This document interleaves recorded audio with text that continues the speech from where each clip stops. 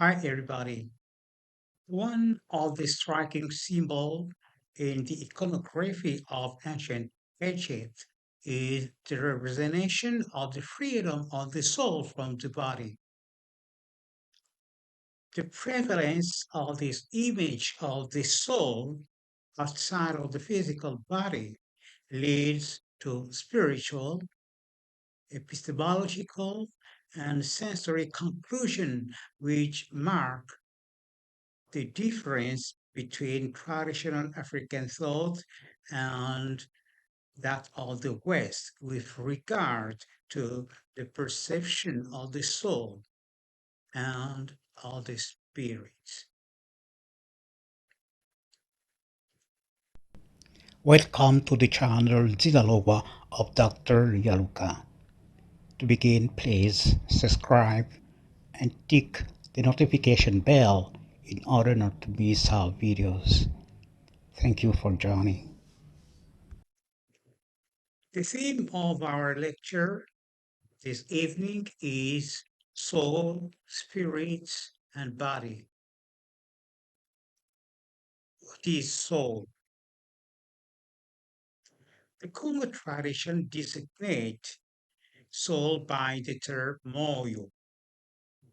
But to understand this term, let's start from the Congo concept of life. Life is said in Kikongo, Zingu. However, this term only refers to the time spent between birth and death. The other term for life is Kimoya. It designates the consciousness of being. The Kimoya persists when the Zingu ends. In other words, after a Zingu, following the immortality of the Kimoya, the human being begins another Zingu, another cycle of life on the invisible plane. The concept, which will translate that of Moyo, the soul, as immortal consciousness, is that of Kimoya, the consciousness of being. The soul is therefore the element of being which survives bodily mutations. The soul is the reality of being, and because it is what remains and survives the death of the physical body.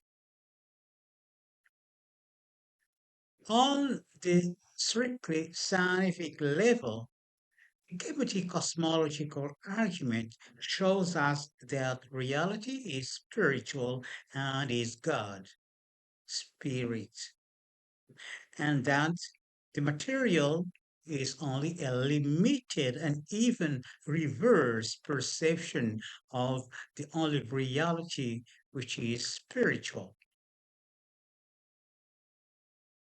Along the same line, the Bantu people of Central Africa affirm that the physical body is only an appearance,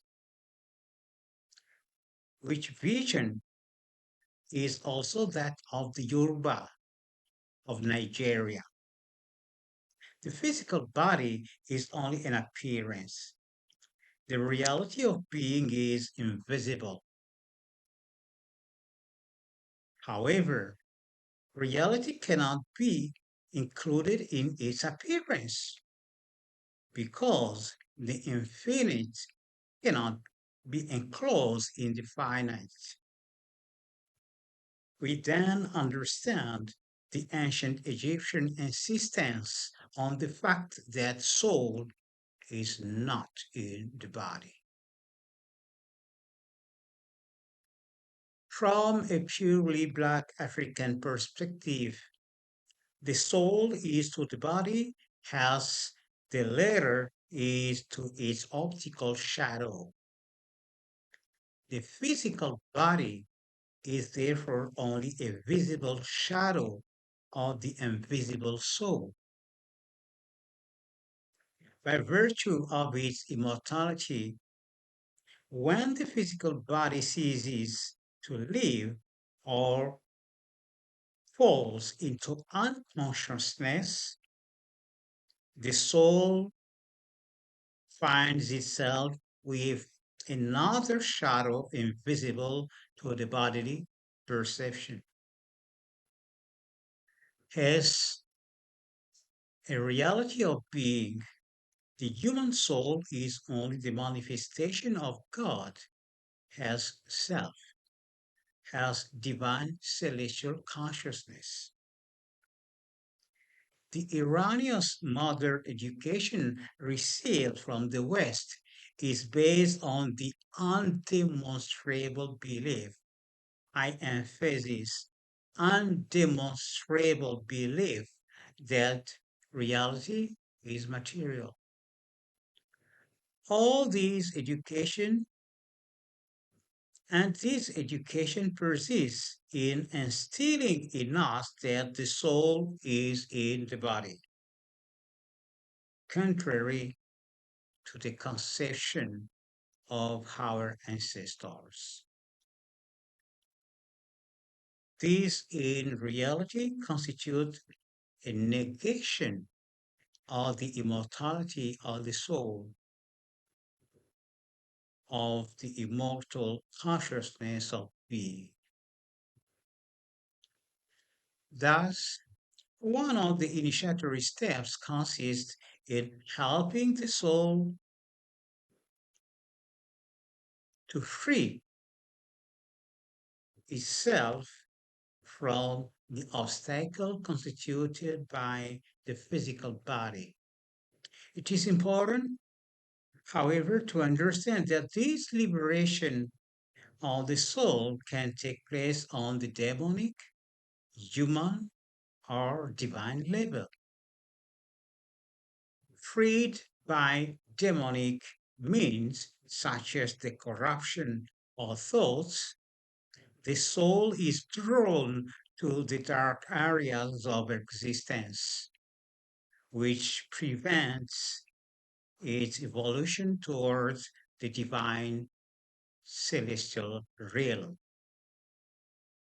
Liberated by human means, the soul finds itself in another material experience, although more ethereal than that of the visible plane. This temporal experience is only useful to the extent that it allows the soul to acquire new material knowledge necessary for the material evolution of humanity. The highest Black African spiritual practice, the divine practice, frees the soul from the hindrance of the body through the purification of thoughts.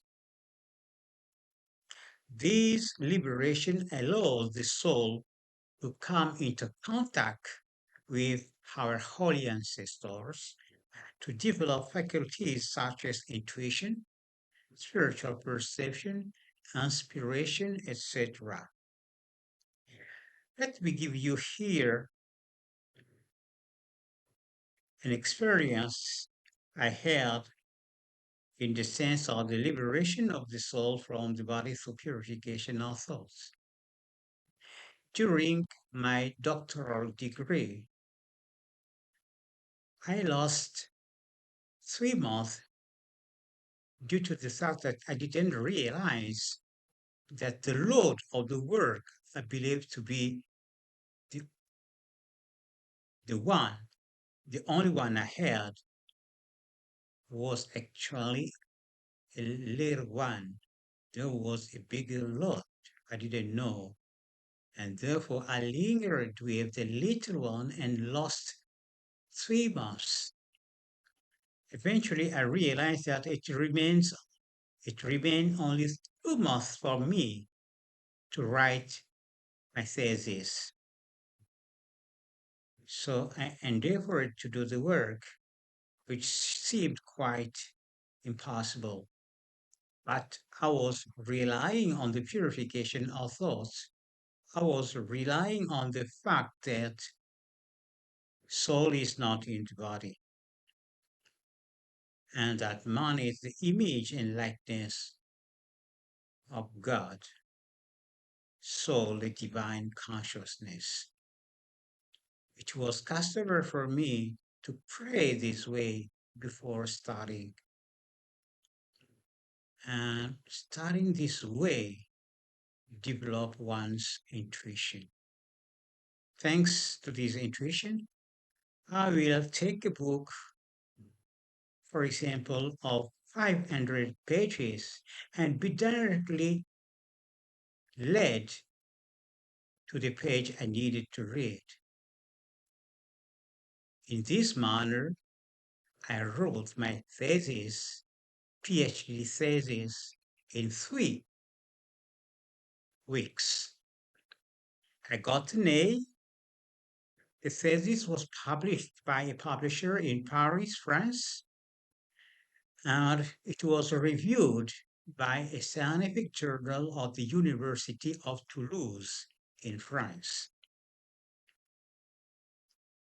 The notion of the soul often evokes the following question: what relationship does it have to the spirit?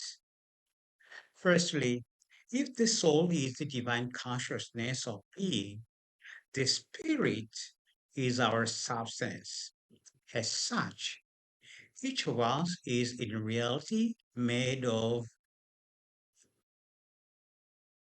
all the qualities of being taken infinitely.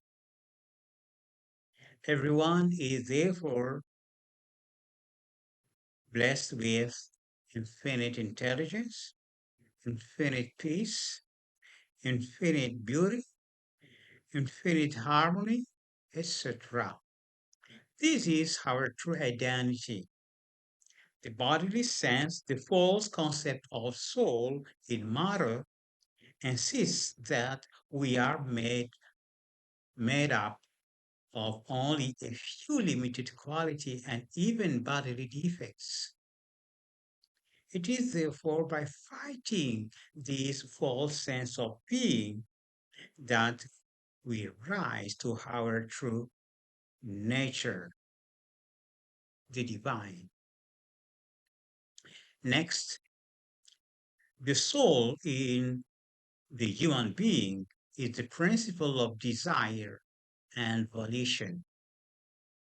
It is the soul which leads toward the desire, but it is the spirit which realizes the desires of the soul. For example, on the level of divine science, it is the soul which looks in us, but it is the spirit which sees. It is the soul within us that listens, desire, but it is the spirit that hears, realization. This implies that the more one evolves on the spiritual level through the purification of thoughts, the less one listens to the bodily senses and the more one relies on the soul as the true source of desire and sensations. At this point, let me remind you our online courses on Congo spirituality and theology starting this weekend. The checkout links to both of them can be found in the description. On the epistemological level, the importance of the freedom of the soul in relation to the body is seen in the fact that for Black African thought, all knowledge is a revelation. The Kemetic cosmological argument shows us that reality is in God, the Most High, Thus, all knowledge also emanates from him. Anthropology revealed that for the African, thinking is not an activity of the cerebral cortex, where the Westerner arrogantly insists that he conceived an idea. The African says humbly that an idea came to him. The Black person thereby translates his conviction that knowledge is above all a revelation coming from superior humanities, from elevated ancestors. So, a soul freed from the constraints of the physical body will easily launch itself toward the higher planes to bring new knowledge to humanity. In conclusion, in spite of the contrary education received from the West, our deep tradition teaches us that the soul is spirit and is not encaged, is not enclosed in the body.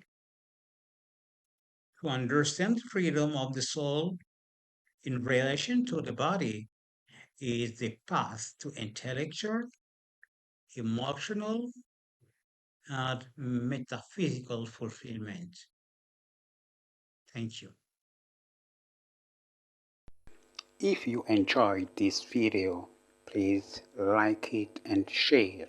More on this subject can be found on my books available at Amazon.